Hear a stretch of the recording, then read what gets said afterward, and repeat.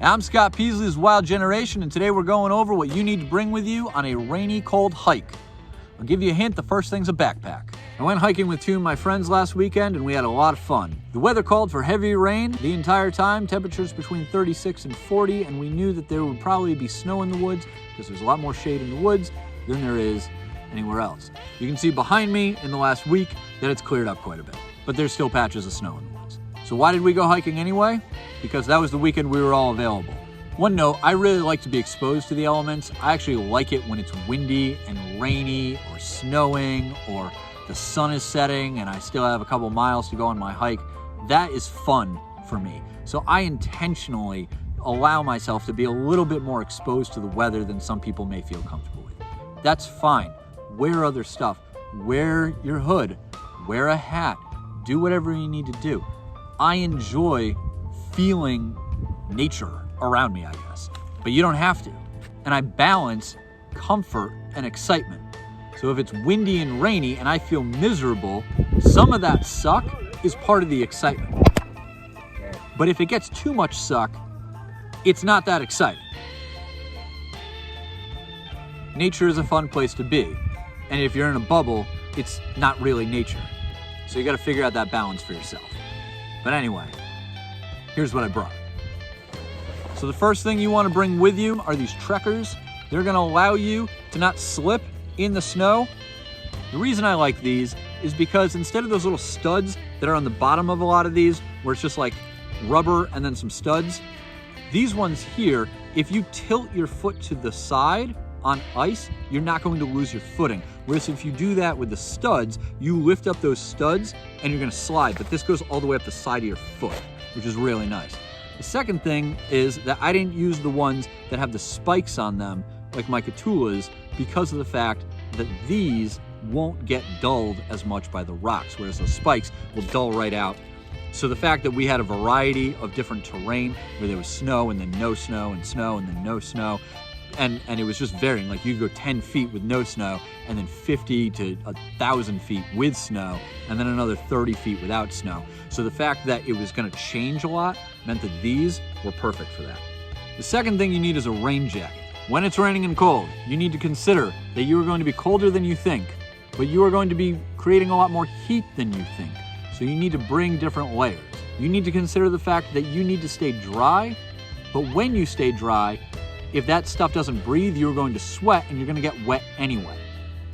So then you need to think about what kind of breathable material do you have and how can you balance those things. Now in this circumstance, because it's torrential, I would highly recommend some sort of hard shell that you're able to put on. I only had on a t-shirt underneath that to start because, as I've said in my previous videos on layering, you want to start cold and warm up.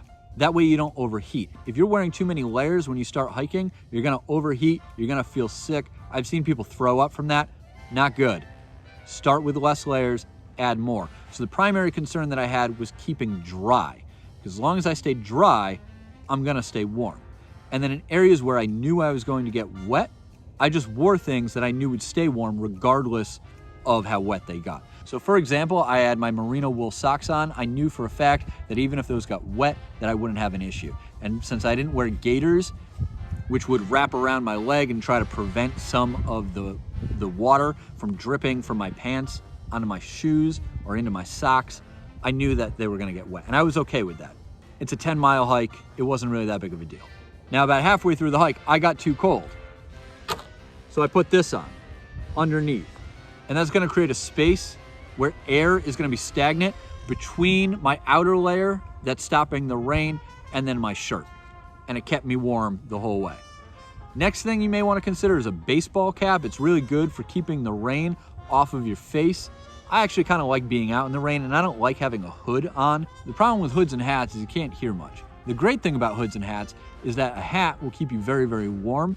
The thing that sucks is that when you cover up your ears, especially in a hard shell hood, it sounds like you have two seashells up against the side of your face. You get that sound going on. And I like to hear the wilderness. I like to look for deer and other animals and kind of see what we can see. I like to be able to speak with other people and not struggle to hear what they're saying. So I just left it off. I didn't really care, to be honest. I had a hat with me in case it got too cold. I could put that on, and I always just put the hood on. But I like the rain, being out and having a bit of an adventure. I wasn't too worried about getting hypothermic because I had layers with me that even if they were wet, they would keep me warm. And I knew we were never too far from civilization. In terms of pants, if you can get Gore-Tex pants, that's great. Otherwise, your pants are gonna get wet and you're just gonna have to deal with it. Do not wear rain pants. Rain pants are the worst. They don't breathe. Ugh, your legs are gonna be sweaty and gross. It's just gonna be terrible. Wear something that's synthetic, that you know if it's gonna get wet, it's really not gonna be that big of a deal. And you can wear a synthetic shirt, and that's a good choice too. I like to wear my Wild Generation shirts. There's some kind of cotton blend. I don't really care. They're nice. And everything else I had on was synthetic for the most part anyway. Boots. You need good boots. If nothing else, get good boots. Because at least if you have a problem, you can walk out of the woods in comfort and style. Having bad boots is having a bad day in the woods. Get good boots. I really like these Keens that I have.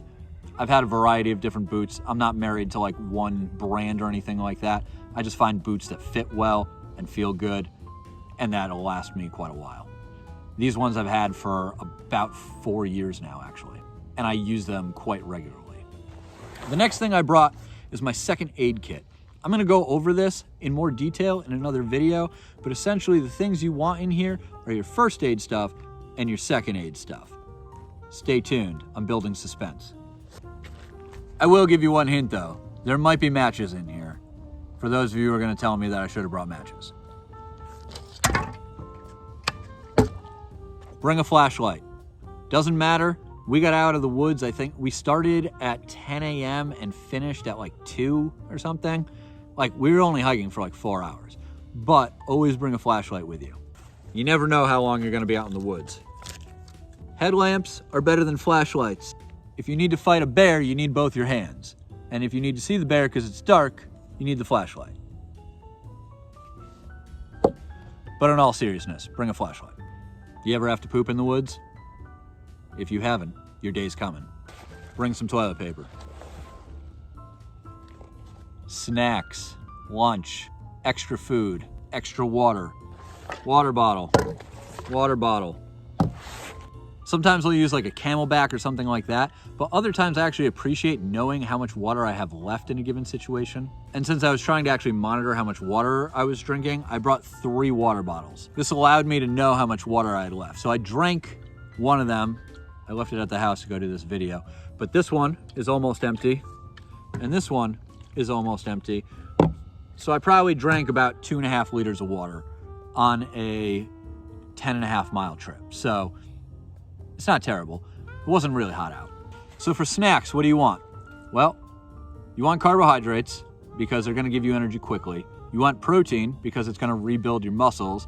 And you want fat because it's gonna actually last a lot longer in terms of energy than your carbohydrates. So unless you plan on crashing 20 minutes after you eat, I would suggest that you bring some protein with you and some fat.